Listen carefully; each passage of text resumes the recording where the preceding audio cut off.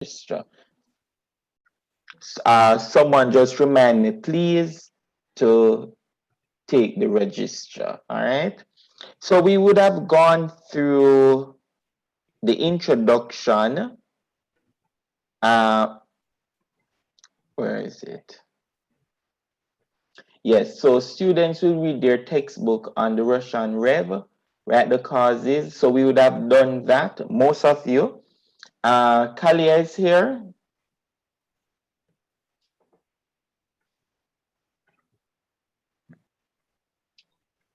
Clark? Oh yeah, she said yes in the chat. Is it that her mic is not working?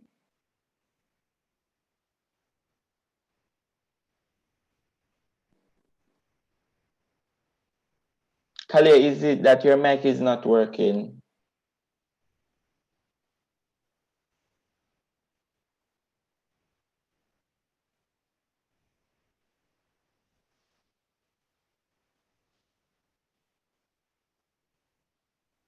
Hello?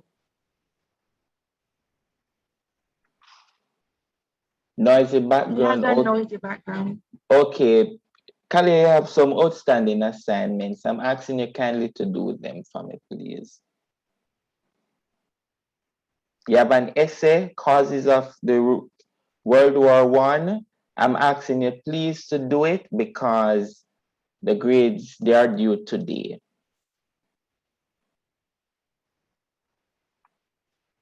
All right.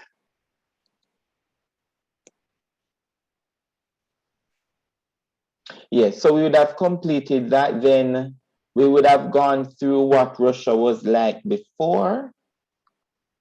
And we would have also watched this documentary. It was a quite good documentary. We never finished all of it, but I posted it in the stuff. It gave you basically an overview of the Russian Rev. And what I'll also do is that for today's class, we're going to look at the course. The reason why I want to look at the course of it before the causes, because by doing the causes, we're going to refresh ourselves with the course or the practice of the Russian Revolution. Is that I want for you to have an understanding of the events that took place. All right, so we're going to go through the course and hopefully we're able to start one or two of the causes today. And by next week, we can do the effects. Where am I? Course. All right, so we know the Russian, just to do a small little, what I will say, outline, timeline of what happened before the revolution happened in 1917. We're going to go through the timeline of things that happened. Now, before Nicholas II, before we reach even Nicholas, in 1855, February 1855, Alexander II became the Tsar. And we know that the Tsar was what was the Tsar?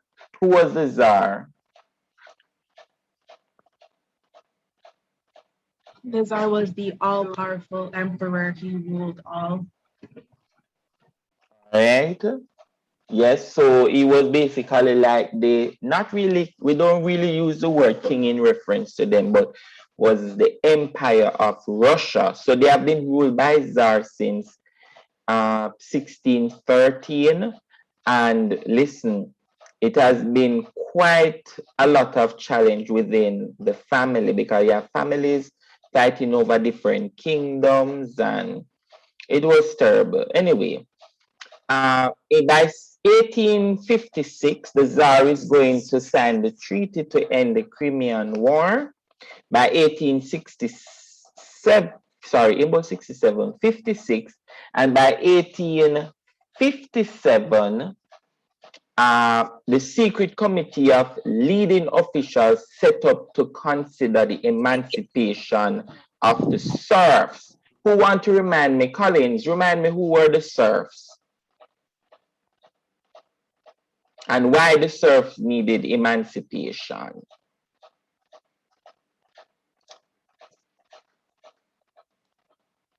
Hello?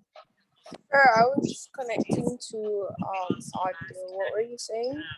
Oh, you're using your mother's stuff because the other one not working. Oh, I have a meeting on my phone for Gart Shortcup. I'm gonna change my name.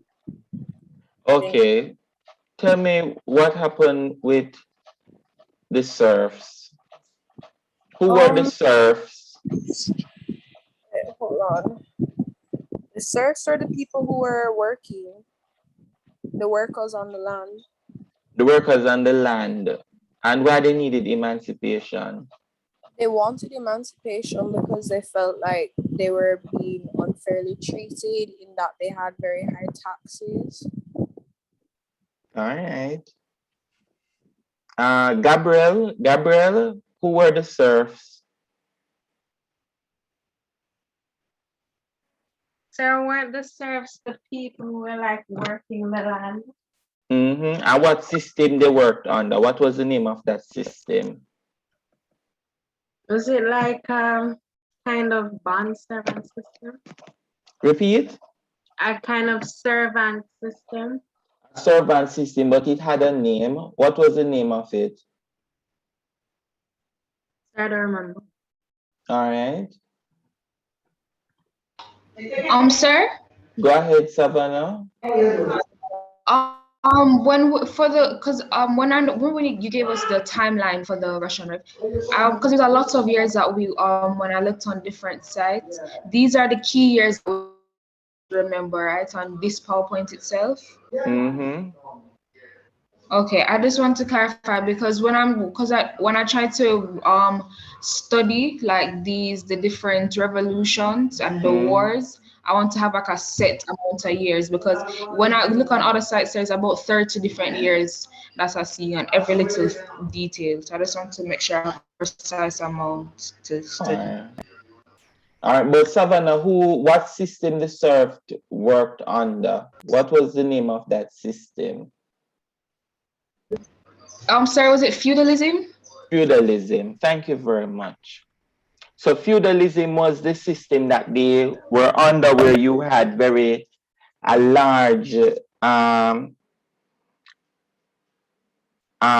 aristocrat or merchants, and they owned the people. And so Alexander II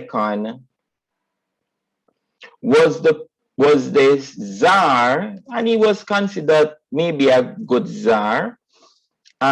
He was the one he toured Russia. He given pro-emancipation speeches. Landlord asked to drop inventories of the peasants. Remember that the serfs were also the peasants. They were at the bottom of the society, as we would have looked at from here. The serfs, virtually everyone else in the society at the base of the society, they were the majority. We would have looked at that, and they would have worked on that system of feudalism. Now, go ahead. Shanae, I'm hearing you. All right, so the serfs, basically they were the peasants in the society. Before that, they really never had much freedom, and they were basically like slaves. And by 1861, Alexander II would have freed the serf from slavery, if you want to put slavery in quotation. Remember, all societies had slavery. Africa had slavery, Europe had slavery, the indigenous people had slavery, Asia had slavery, India, everywhere had some form of slavery, right? So this system here, he would have been freed. Now, we would have watched a video and they mentioned that the serf were free around the same time that the American that the US would have freed enslaved Africans in the United States. And it was around 1865, around that very same period. Now we move away from Alexander and Alexander II. Alexander II still continued to make some very important reforms in Russia. He started some education reforms by 1863 after he would have freed the serf, established a university statute. Then also the Polish, who, if we look at a map here, Poland, which is right here. So if we look at Russia, this would have been Russia, and then it became the Soviet Union. So part of Russia and Austria-Hungary was settled by another group of people that were called the Polish.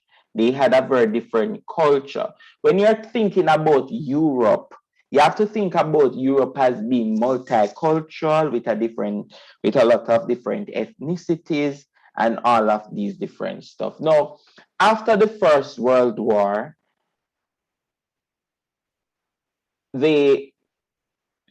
Russia and Austria-Hungary, they had to give up some land to establish an independent state, which is Poland. Now, still continuing from that point,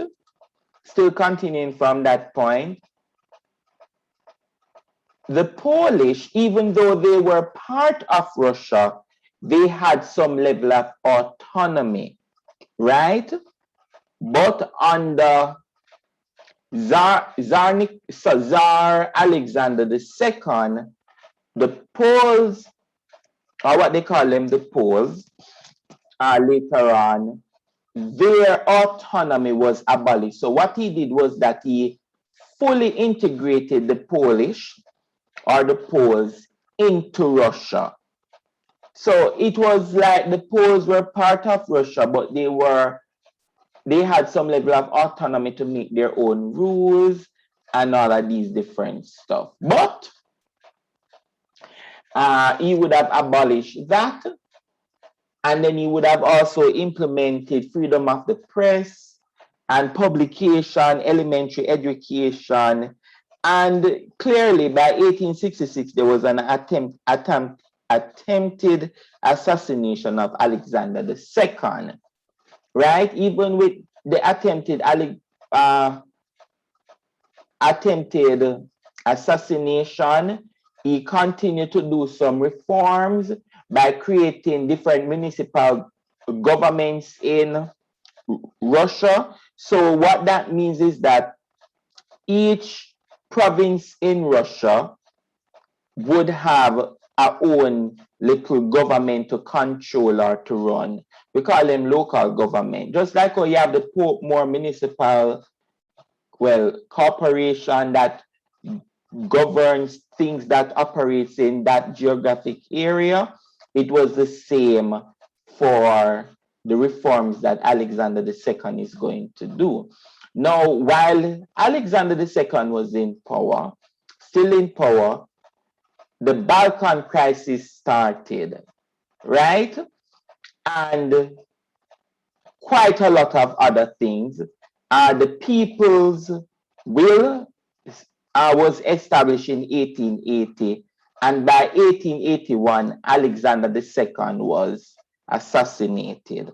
So Alexander II was assassinated 1881.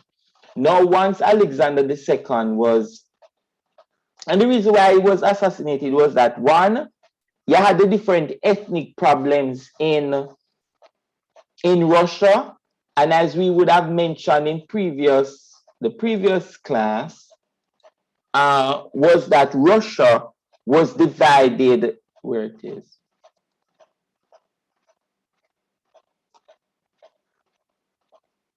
Here. Russia was divided into several different had the several different ethnic groups there.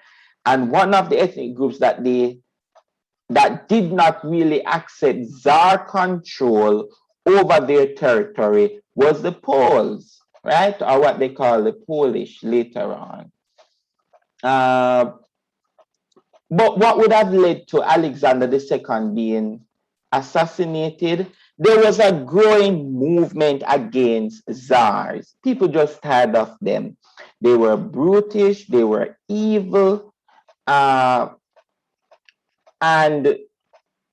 it was like it makes no sense for them to continue to rule over Russia. People wanted independence from this kingdom that would have been ruling Russia from 1861.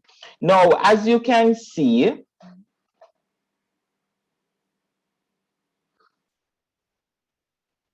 students, are you with me? Yes, sir. Yeah, I don't know where my PowerPoint went to.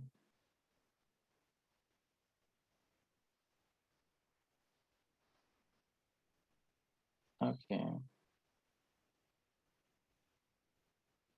You're still with me, students? Yes, sir.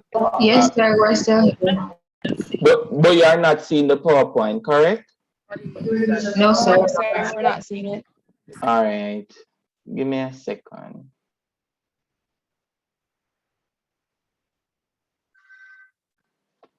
One second, please.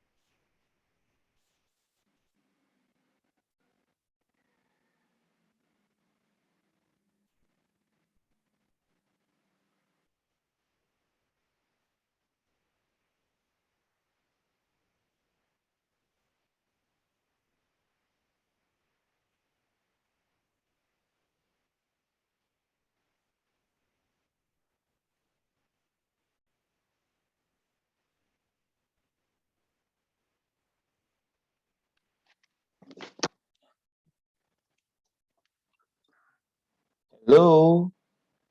Students, you are with me still? Yes, sir.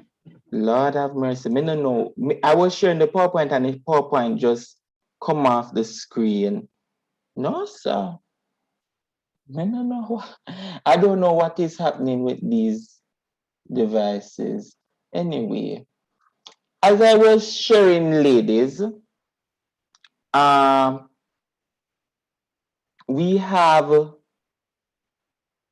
several different. Shani is here.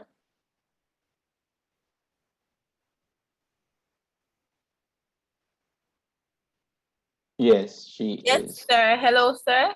All right, good, good. I like your essay. Congratulations. It was the first writing activity for me. And you know, good work.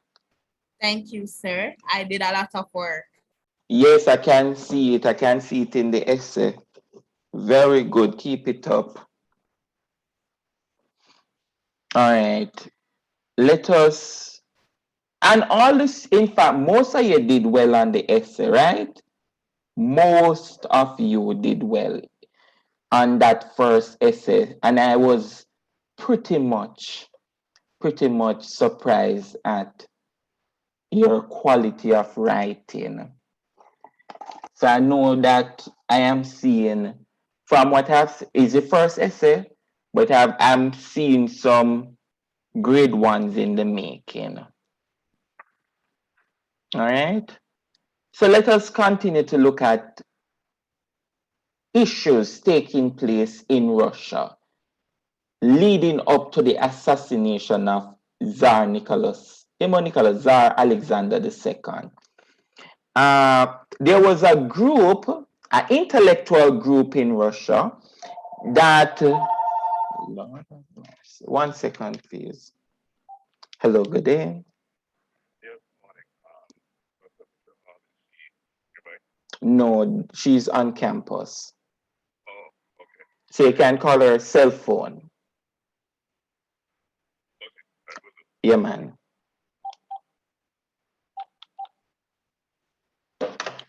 Right. So in 1860, an intellectual group with young, vibrant intellectuals, the bright people of the country, they came up with a group. They call themselves the Nihilism, and they had a manifesto that was called Young Russia, right? So they were the first group to try to assassinate Alexander II, right?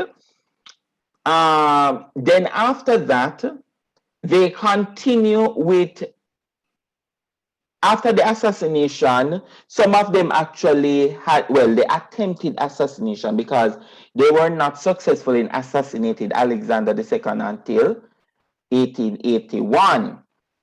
After the attempted assassination here, most of them are going to go into exile, but some of them are going to still remain in Russia, and they are going to have publication and different movements. Another movement that was started was the Land and Liberty Movement, which was 1876, meaning that people said they wanted land and they wanted freedom. That's why it is called Land and Liberty Movement. Then by 1879, this movement is going to be split into two groups, right? And one of the group that it's going to split is going to call themselves the People's Will. Now, the agitation, the struggle that these Russians had was that they were against the Tsar. They are against the fact that even though that they were so-called freed, right? They still had some system of oppression that they were going on. The peasants, they had no access to land. They had no access to liberty. They couldn't make political decisions. The Tsars were wicked. Ladies, you're writing, correct? Yes, sir. All right, good. So we are looking at the reason that led to Alexander II being assassinated and the different movements from the 1860s right up to 1881 when he was assassinated. You have people saying that they wanted land, they wanted liberty, they wanted political freedom, right? Some people wanted autonomy. Some ethnic groups, so it is good to say ethnic groups, and for example, one ethnic group that wanted autonomy, and that was taken from them by Tsar Alexander II, were the Poles, or what we call, some books call the Polish, right? So by 1881, finally they got him, and they said, we just get, someone who want to kill you. So they killed him, assassinated Tsar Nicholas II in 1881. Are we... Go ahead. Separate question though. But are these different groups who formed? Mm-hmm. But okay, for example, we looked at all the different reforms that Alexander II did, in terms of education, military and stuff. Wouldn't these reforms that he put in place benefit the people? It to some extent, you could say that it benefited the people, but the larger issue was their liberty. Oh, okay. And land, access to land. You don't have land, you're homeless. So I go to school, but where I go to live, where I go to plant. I remember Russia, you have to understand Russia, that Russia, the land was infertile. They never had a lot of fertile land. So access to land was good land was very important for them. So you're giving me education. It's like somebody give you, what do you call it now? Give you food. and they send you to school, but yet still you can't make decisions for yourself. So there were some benefits in Tsar Alexander II leadership. Yes, he did a few things, and one of them for sure, as we can see, was, where it is,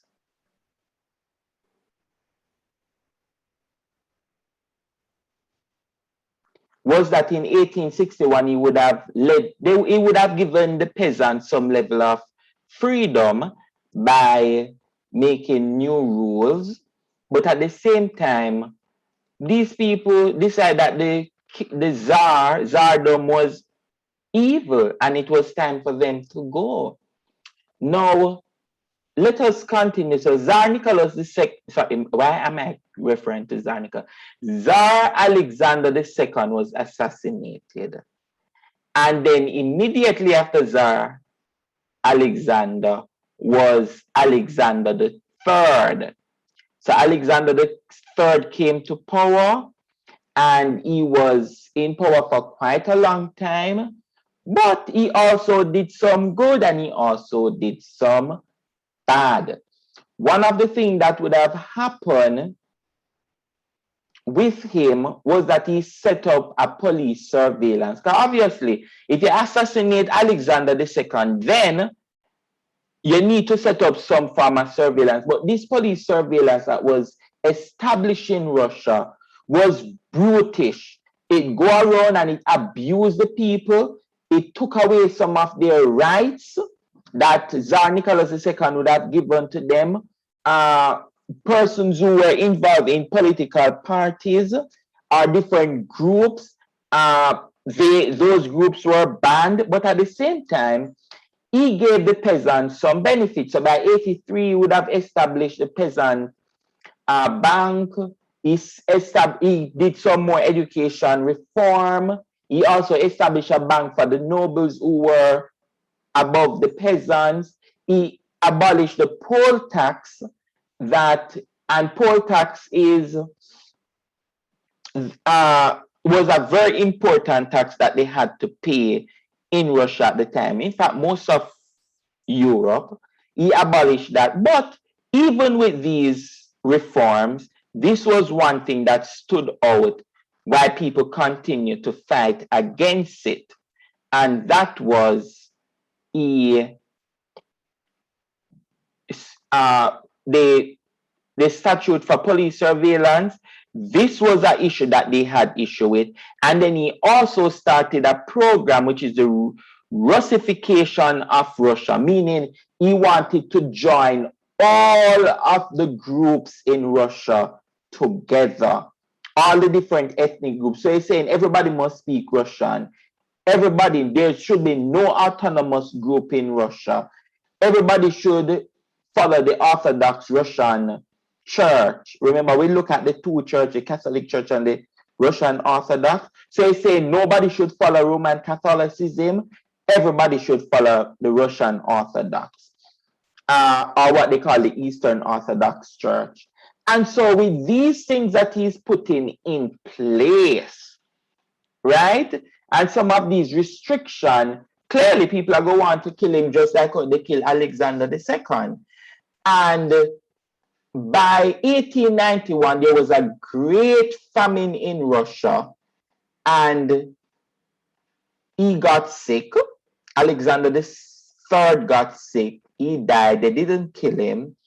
And then Tsar Nicholas II was crowned. No, they crowned a very, we said dunce. We don't really use the word, but he never so bright. He wasn't so wise. Nicholas II, never so bright. And I don't know why they would have. So let us go to this. So this is Alexander III. He died. And then after that, Nicholas II became the Tsar. And he married to Alexandria. Now, you see, now she she's a different kettle of fish, you know, because she's one of them persons that love the occult.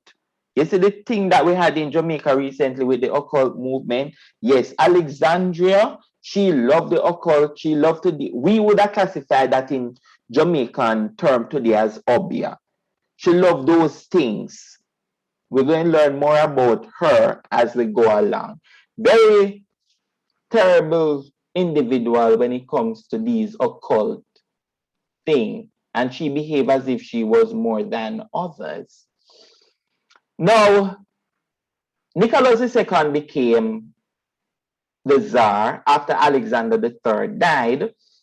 And by 1898, another group going to start.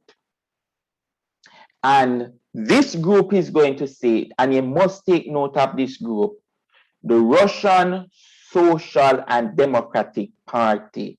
This group is saying, listen, we still need to fight against the Tsar, right? This group was split into two groups. You have the Bolsheviks and the Mensheviks. The Bolsheviks were under Lenin. He was the leader, and the Mensheviks were under Martov, right? So those were the two groups. This political party divided into two, and you have the Bolsheviks and the Mensheviks. Just like how you have the People's National Party, the PNP today in Jamaica, and you have two groups split into two, one PNP versus what they call the other group, Rise United. So it's two groups in one political party. They can't live, they're fighting over leadership, but their goal was to get rid of the Tsar. That was their goal, right? Now, where am I? Yes. The goal was to get rid of the Tsar. But ladies, guess what? Even with that group there, they are going to face a lot of oppression. And most of them, they had to flee from Russia. Yes, they had to, right? By 1904, Russia went into a war with Japan. This war we would have studied. And we know that Japan, a very small country, smaller than Russia, and the army was way smaller, gave Russia a good beating. And Russia was defeated and humiliated. By 1905, the people in Russia, as a result of the Russo-Japanese War, people in Russia had a lot of different problems, right? A lot of peasants died from the war, hunger, they never treat some of the people right, and people were already against the Tsar.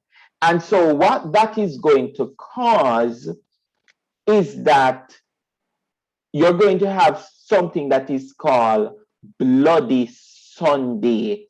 A revolution is going to take place in 1905, right?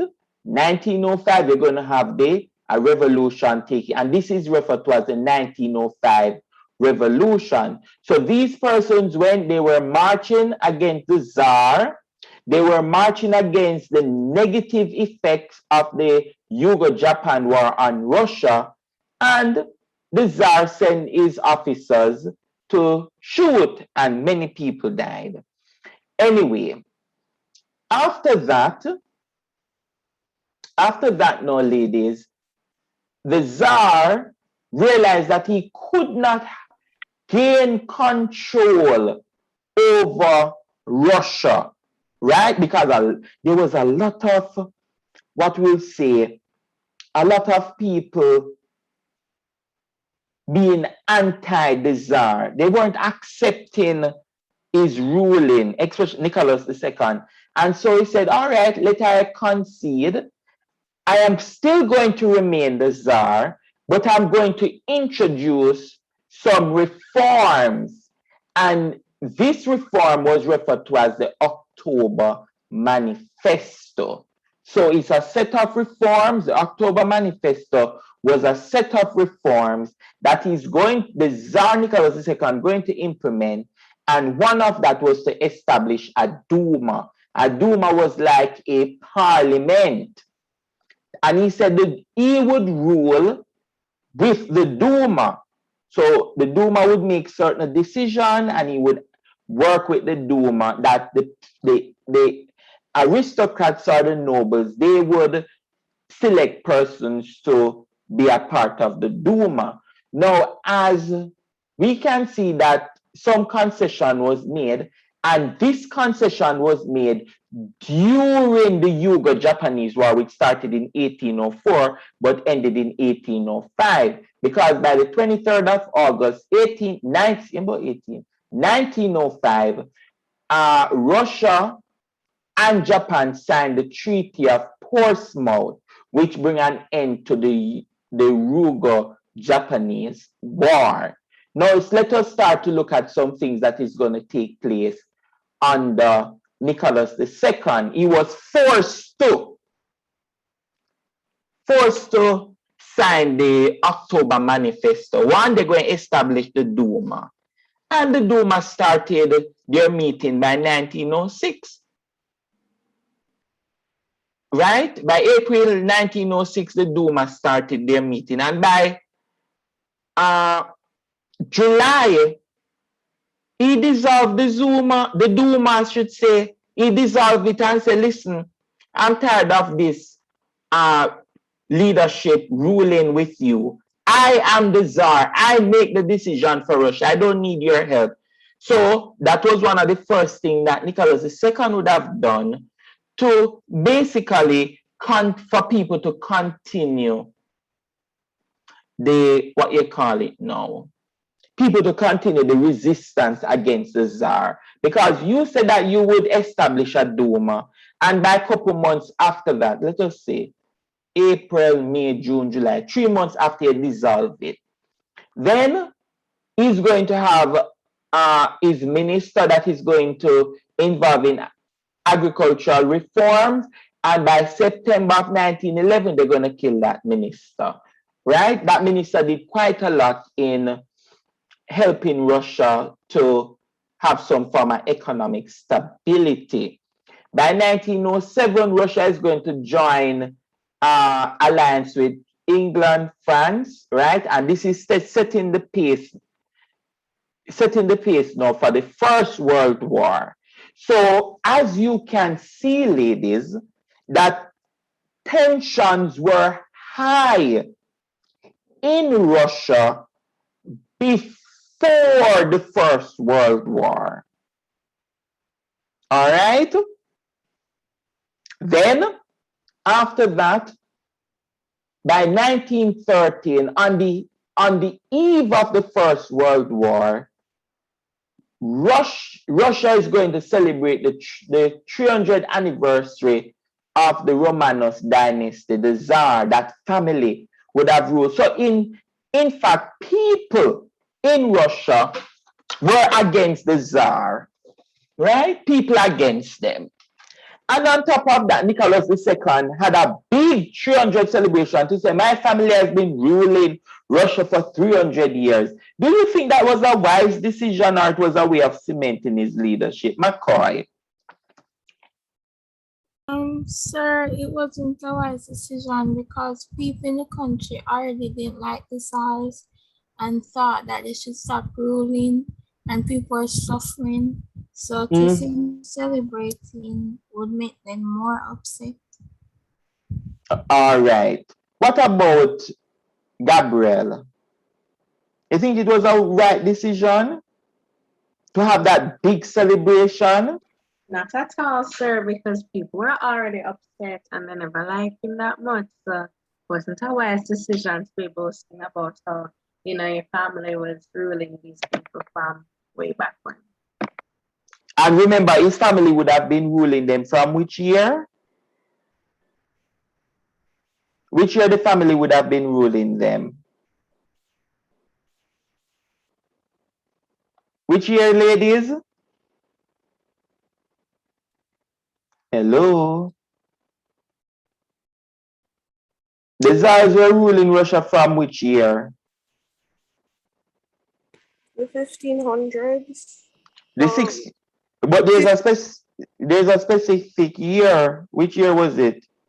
1613. 1613. Very good. So from 1613 and in 1913, they had a big celebration that the family would have ruled them.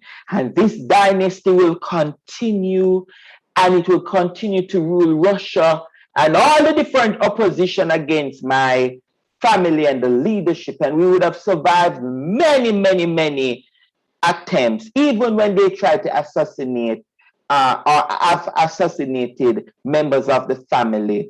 We still continue to rule Russia. Interesting.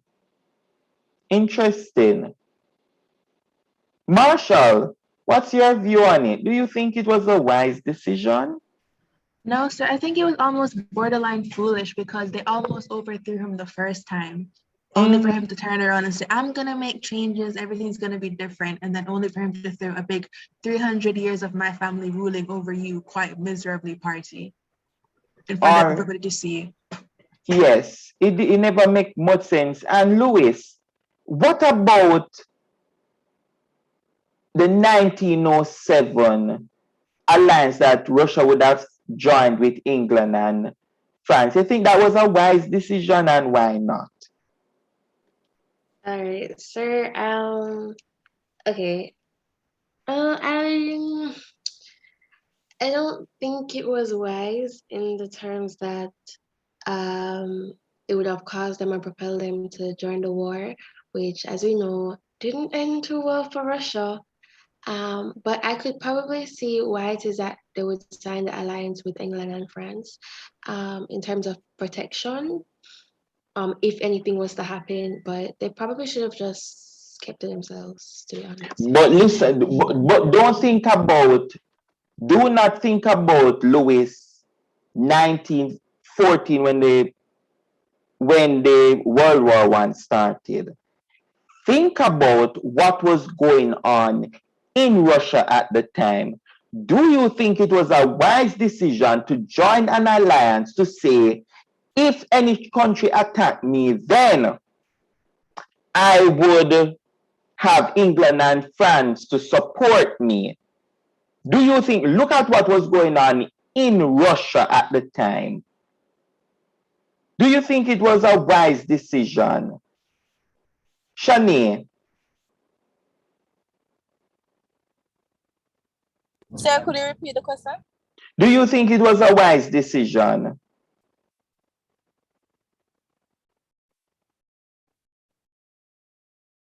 Who is in Taylor? Taylor, you're in the class?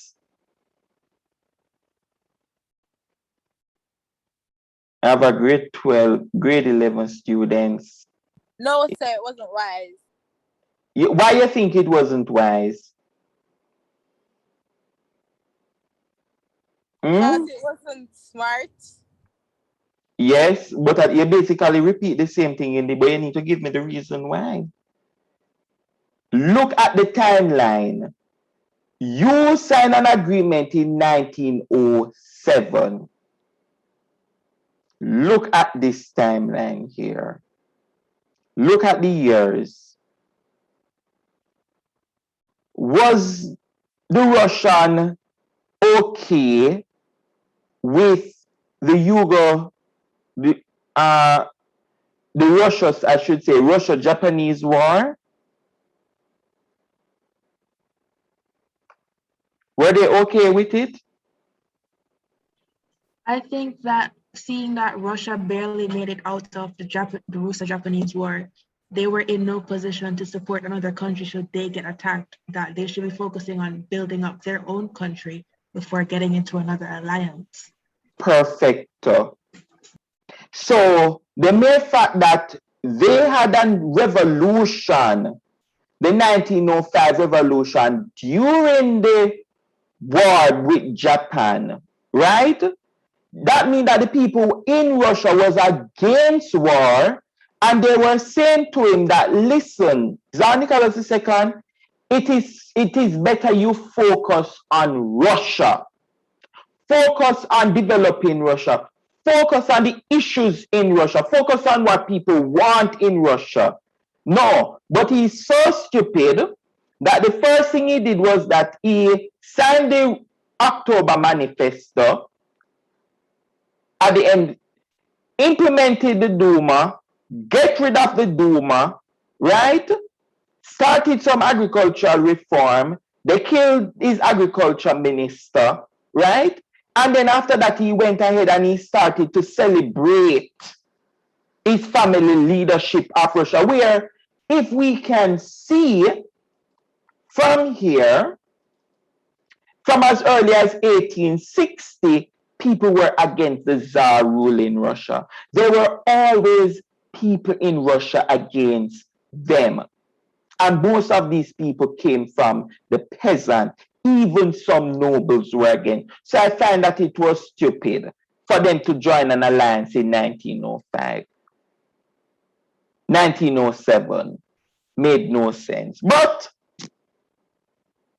go ahead for me, Shania. So I would say there was too much division in Russia at the time, you know, so with the different tribes. That is true. Right? And we don't use the word, I don't want you to use the word tribes when you're writing. Use ethnic groups, all right? It's a more political correct term. All right, Shania? Yes, sir. Good, good. All right, so by 1914, we have First World War taking place. The First World War taking place. Russia mobilized its support for Serbia. First of all, Russia did not have to mobilize anything. Russia just enough. Russia didn't have to mobilize. And then Germany declared war on Russia because Germany said that why you're mobilizing, and then the war started. No, out of everybody. Tsar Nicholas II head is already not so good. Right?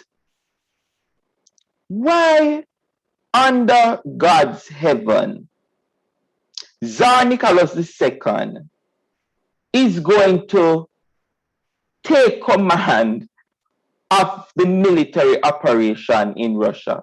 You think that was sensible? Because if we have been following him, what is one word we could use to describe Tsar Nicholas II? Collins, one word. Foolish. You could say foolish, but we have to look at his actions. Go for me, Marshall. Marshall, one word. Egotistical, perhaps? We could also say that he was egotistical. Any other words with this adjective to describe him? Lewis.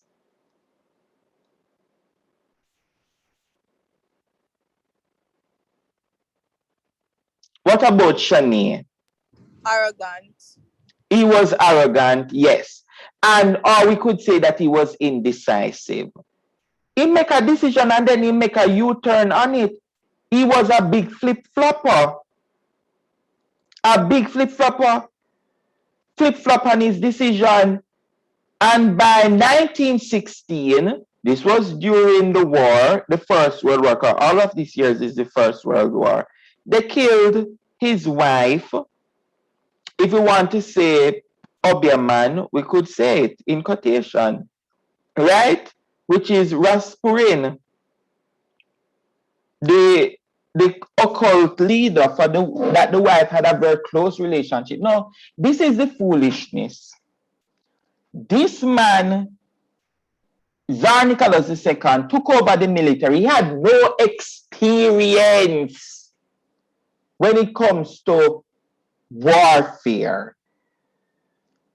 Right? No experience. You see the reason why Germany consistently gave Russia a very good whopping during the First World War? Do you see the reason?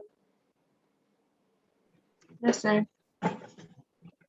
Yes. Because they put a person who had no experience in military command, well, he put himself there, and then he left Russia to be managed by his wife. And this man, Rasputin, makes no sense to me, but that was what happened. That was what happened. Now, let us continue. If you realize that in 1904 to 1905, the Russia-Japanese War was taking place, a revolution happened.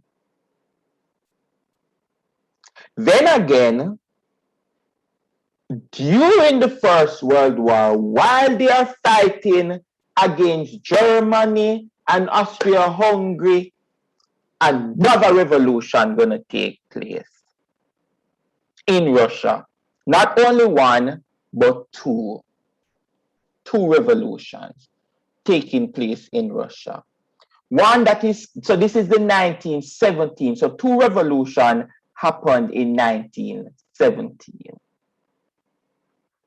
What some book refer to as the February Revolution or the March Revolution, and some book refer to it as the October or the November Revolution. Now let us look at these two revolutions that happened in Russia, right? 1917, the International Women's Day demonstration. So the females in Russia had a big demonstration in Petrograd, followed by the next day, so that was the 23rd, by the 24th, all the workers in Russia, the peasants, came to the streets in Petrograd, and they had a big strike, big demonstration. One, they wanted land. They wanted food.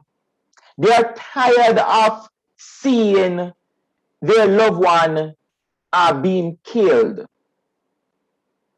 by the Germans, right? They were not so pleased with how the peasant troops were being treated in the field. They never treat them good at all, the peasants in the field, and the peasants were the majority. And so people demonstrating, they had to pay most of the taxes. And so by the 25th, Nicholas II ordered the military to stop the riots. So there are two things that Nicholas II had to be doing. One, on the international front, he's fighting against Austria-Hungary and Germany. And on the other side, he had to be controlling a revolution in his country, Russia. Sir, question. Go ahead. The military is actively now involved in World War I and putting down riots in Russia. Aren't they gonna be a little bit stretched thin? Yes, very stretched. And then remember that most of the military were people from the peasants. So you believe that the peasants would even agree to go and fight against their own people when most of the demonstration was really started by the mothers, the fathers, the sisters, and the brother concerned about how the peasants were being treated on the battlefield or in the battlefield? It was vertically. Go ahead. I was just saying that I don't think that the peasants would want to fight against their own family.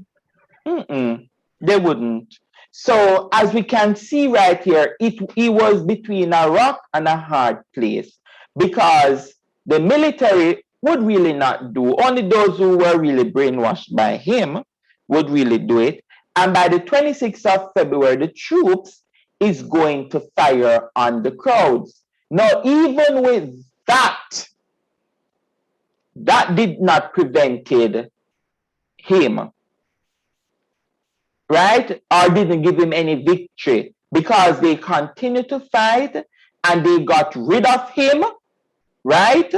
Which is Nicholas II and his family. He had to resign and a provisional government was put in place. A provisional government was put in place. So this was the beginning of the February Revolution. Now, after the provisional government was put in place, Lenin came back to Russia. Remember, ladies, that Lenin would have departed from Russia, run away from Russia, around this period, around 1905, after when they, you can remember, I would have started the Bolsheviks and would have also influenced, Lenin would have also influenced the 1905 riot, revolution, I should say. And then after this, he would have left because his life was under threat. Now, do you believe, all right, the question I really want to ask you is, why do you believe that Lenin returned to Russia in April of 1917? What reason? Because he perhaps saw a chance to do what the Tsar couldn't do, to rule the country better. Yes, so you could say that he wanted leadership, he had leadership ambition, but why didn't accept the provisional government? Because since the Tsar was removed from power, Nicholas II was removed, why not accept the provisional government? Because the provisional government, if it's still the Duma, would just be a bunch of nobles who were probably already benefiting from laws that the Tsar had already put in place. All right, so that is one. Yeah, man, you're correct. Then he arrived. Then he's going to publish a very important thing in April that is called the April Thesis, Lenin. So once Lenin come back, he's publishing his April Thesis, and this was a series of publication in the newspaper in Russia. What is, go ahead. Sorry to cut you.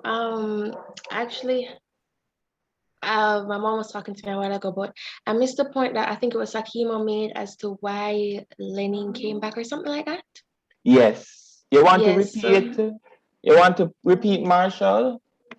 Okay, I was just saying that since the Tsar was now gone, Lenin could perhaps take over and do what the Tsar couldn't do, which was to lead the country better. And the reason why he didn't accept the provisional government was because the Duma was consisted of nobles who were already benefiting from Tsar's policies. All right.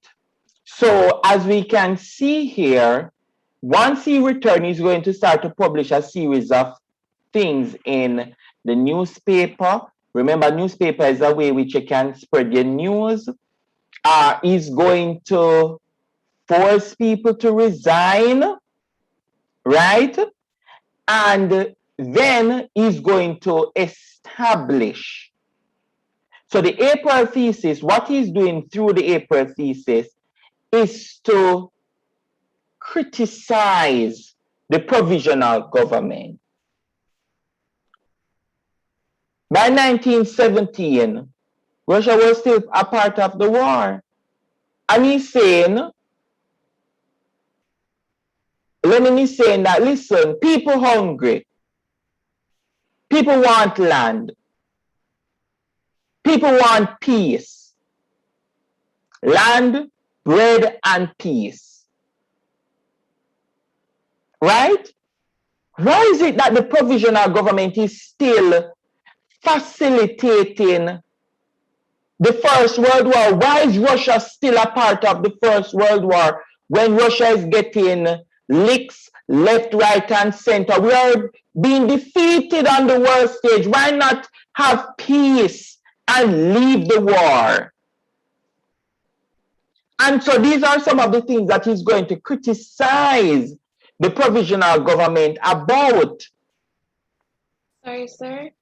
Go ahead. Question.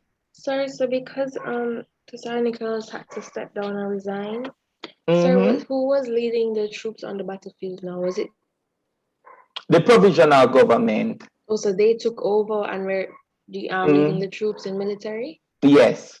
Okay. Which, what they should have done was to just leave, sign a peace treaty immediately.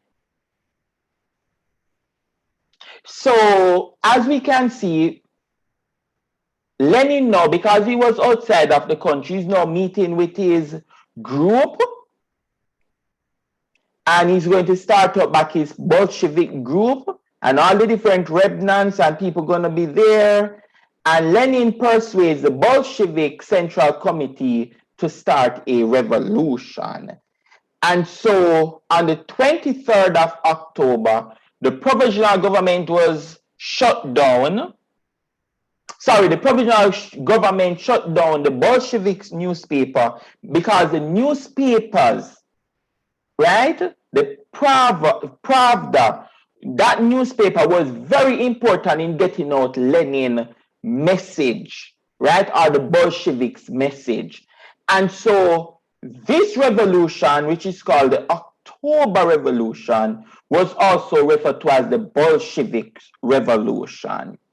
Now, Lenin and his troops going to take over the government, the provisional government, and they're going to establish their own government over Russia, right? So we look at the two revolutions that take place. Ladies, sometimes the exam asks you, what are the causes of the 1917 revolution? If they ask about the 1917 revolution, then you look at all the causes of both the February and October. Sometimes they ask you, what were the causes or the consequences of the February Revolution? Then you have to look at everything above here. Sometimes they ask you, what are the causes or the consequences of the October? You look at all the October from here up. So it's a very tricky. Sometimes my students don't like Russian Rev.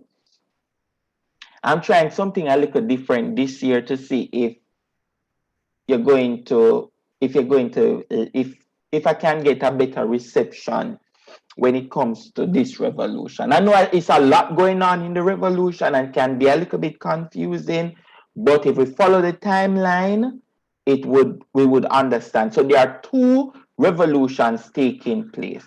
In fact, during the period that we are studying, it would have had 3 revolutions, right? Which is 1905,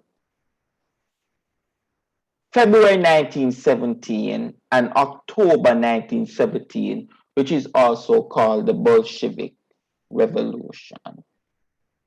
Now, Russia is now under the control of the Bolsheviks. All right? One of the first things that Lenin is going to do is that he's going to sign a treaty, right? And this treaty is going to give away some of Russian land. Another thing that he's going to do is that he's going to kill the Tsar Nicholas II and his family. All of them. They stormed the house, even though they were not leading.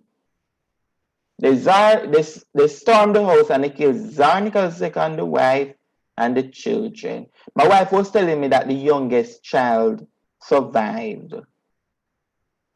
That's what my wife was telling me. That the youngest child survived. I think the boy would have survived from it. I think. That's so. what I heard too. Yeah. I think the rumors that mm-hmm. What's your name? Anastasia too. not survive, but like escape. It's like a myth in a way Yes. about Anastasia.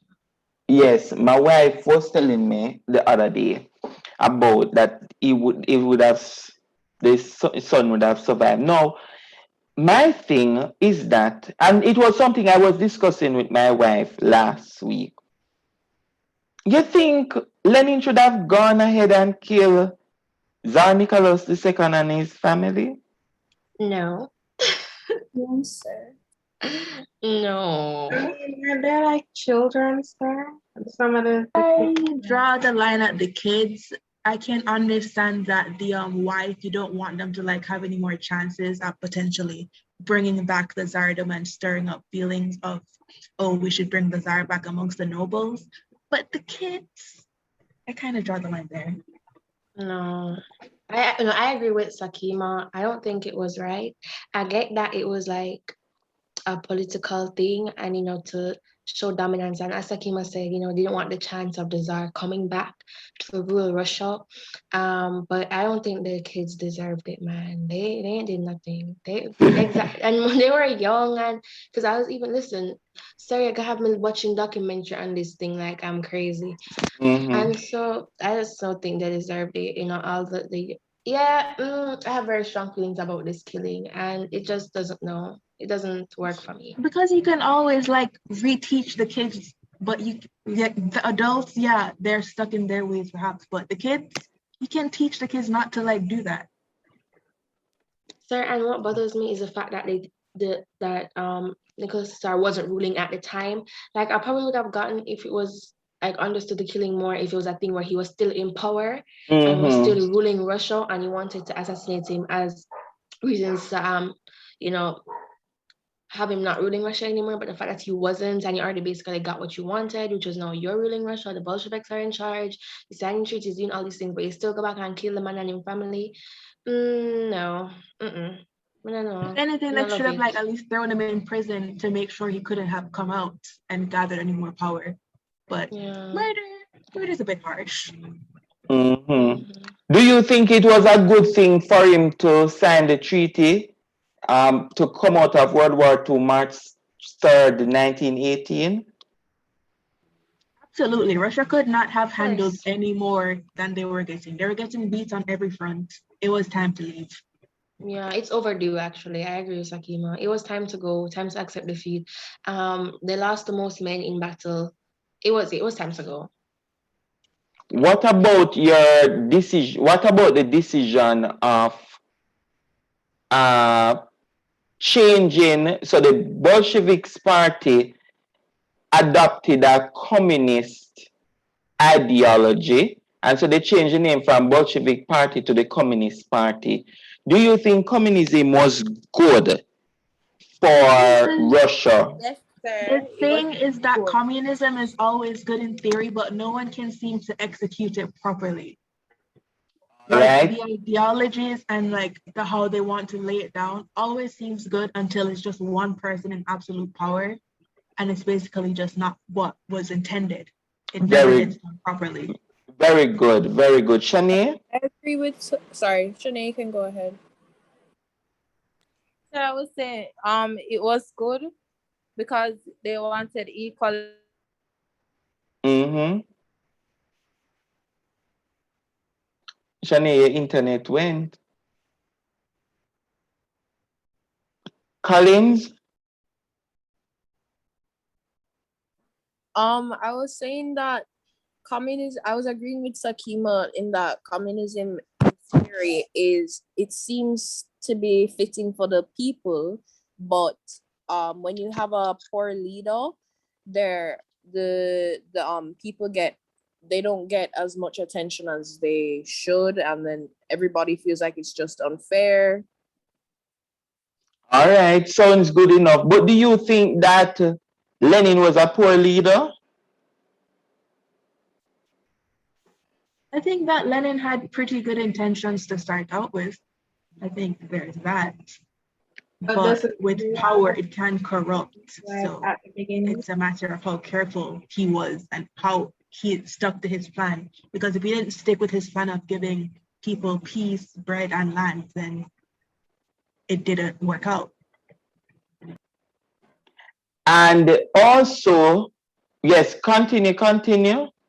I think that he was just morally wrong. Like he was just like a mean person.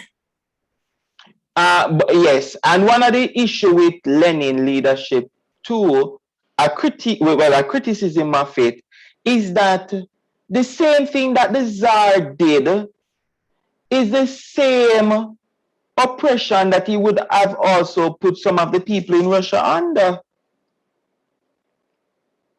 So those are some of the criticism. And then right throughout the entire leadership, there were constant civil war taking place in Russia. And then by 1922, the USSR was formed. So they changed the name from Russia to the Soviet Union. And by 1924, he died. And then after Lenin died in 1924, then Stalin took over the leadership of Russia. All right. So that basically covers the course of the Russian Revolution.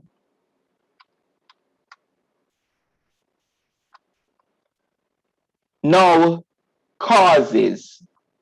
Do you think we should go through the causes today? Start the causes? Or just leave it at the course? You go and refresh yourself on the course, and then when we return Monday, we look at the causes. What's your take on it?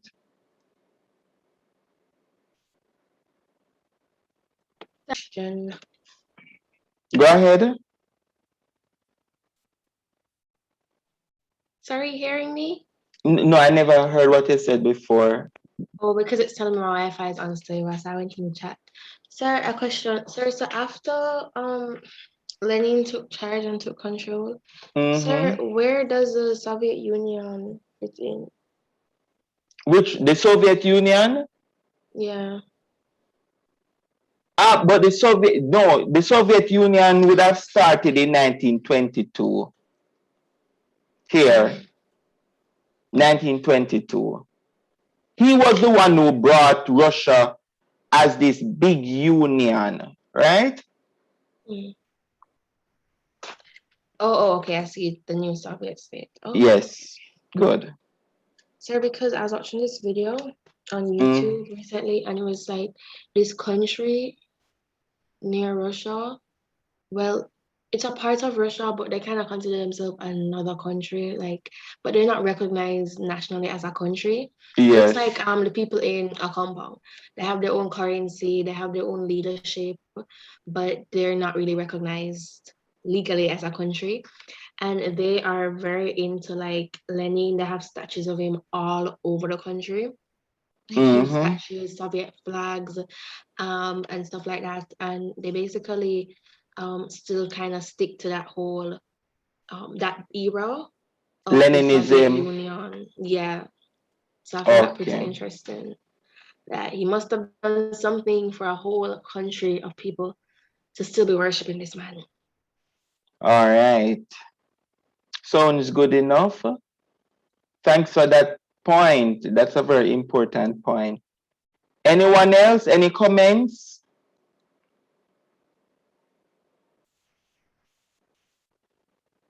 All right. So should we go into the causes? Start the causes, or we work on the causes for Monday? What's your take? We can work on it on Monday. So we could start the causes on Monday, all right? So what we'll do is that everybody have a basic understanding, I believe, right? And what I need to do is to give you a good multiple choice on the timeline. You study the timeline and I give you a multiple choice. When is the first? So we have next week, and then the 1st of November is the following week. All right, so good. So what I plan to do, ladies, let us see my schedule. because I need to finish this. I need to finish Russian Rev soon so I can go into World War II. So what we're going to do next week is that we're going to do the causes and we're going to do the effects of the Russian Revolution. I'm going to give you one essay to write on the Russian Rev, or I might give you a document-based question. So I'm not going to give you a document-based question and an essay at the same time. I might just give you a document-based, or I give you an essay to do, right? But one thing that I want to do is that I want us to look at the causes on Monday, and Friday, next Friday for sure, I want us to look at the effects. And then maybe the Tuesday, I might give you the essay or the document-based question to do. Another thing, we have an exam coming up on the 29th of November. We are not sure if the exam is going to be face-to-face or the exam is going to be online. Part of the exam includes, one, you're going to have a 45 multiple choice question. So paper 1 is 45 multiple choice, and paper 2 is going to have 3 questions that you must do. How your exam was set up last year? How you go about it? Did you have 3 questions to do last year in the mock exam? Yes. All right. So for this year, what we're going to do is that if it is online, I don't think it makes sense for us to do 3 document-based questions. Well, 3 questions. I might just give you 1 document-based question, 2 essays to choose from if it is online. But if it is face-to-face, I am going to give you 3 questions. Now, section A, I'm still trying to work out what I should put in section A. If I should give you World War I for section A, so you have a document-based question and an essay for section A, or section B, you do Russian Revolution, document-based, and essay, and then section C, World War II, document-based, and essay. So that means you'll have to choose 2 essays and 1 document-based, just like the exam. Now, if we are able to finish Russian Revolution next week, so next week is going to take us to the 28th of October, then we would have finished Russian Revolution, and then for the first 2 weeks in November, then we could do World War II. So the first 2 weeks, and then the next week, the next 2 weeks, we could look at the independence of Ghana and the independence of India, right?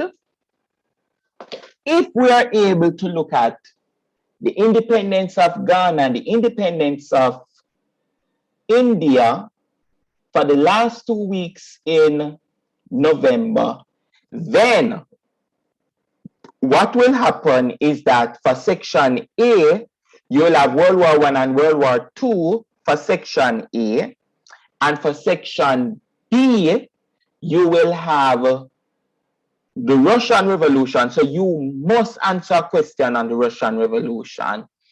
And then for section C, you will have India, independence of India, and the independence of Ghana for section C. But it all depends on how we reach. But if we are able, ladies, to reach Ghana and India by the end of November, then guess what? We would have completed module 2. All of module 2, we would have completed module 2. And then when we return in January, we start module 3. Module 3 is 2 topics. So we can take 1 month to finish module 3, and then we just take our time to finish module 1. Right? Module 1 is not so much heavy, but we can take our time to finish module 1. So that is my plan that I have on my paper for us to finish the syllabus. If we work on the same pace as how I am working, usually I finish the syllabus by March. The end of March, I finish the syllabus. But I know CXC is gonna, I believe CXC is gonna be in July, like last year. June, July, late June, July. And because sixth formers are just returning, grade 12 just returning, and if that is the case, guess what? We have up until that time to finish the syllabus. So it all depends on how things work out. But my aim now is to finish by the end of March, first week of April. Sounds good? Sounds like a plan? Yes, sir. All right. Good, good. All right, ladies. So that's where I'm going to end it for today. I think I posted this in the classroom already. And if somebody can check for me. Yes, sir. Yes. So it's already in the classroom. So just go through it. Go through the timeline again. And then when we meet on Monday, we go through the causes. All right, ladies. Enjoy the rest of the day. Bye, sir. Bye-bye. Bye, sir.